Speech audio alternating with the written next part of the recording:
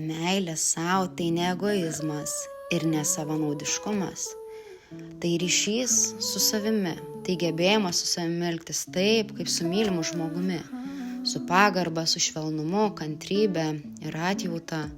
Priimu save su visomis savybėmis, tiek šviesiomis, tiek šešėlinėmis. Aš moku pasakyti ne, net jei net tai nepatogu kažkam, galiu pasakyti nepopuliarią nuomonę. Aš rūpinuosi savo sveikata, judesiu, mityba. Taip pat pradedu suprasti, kas yra poilsis, gebu ilsėtis, leidžiu savo jausti tiek pyktį, tiek liūdesį, džiaugsmą, nebandau to slėpti, pastebiu savo stiprybės ir silpninu silpnybės, esu valinga, drąsi ir kūrybinga. Meilė savo kaip dirva, jei ji derlinga, joje auga gražūs santykiai, kūryba, sveikata. Jei dirva nualinta, sunku kažką pasodinti. Kaip tame posakyje, ką pasėsi, tą ir pjausi.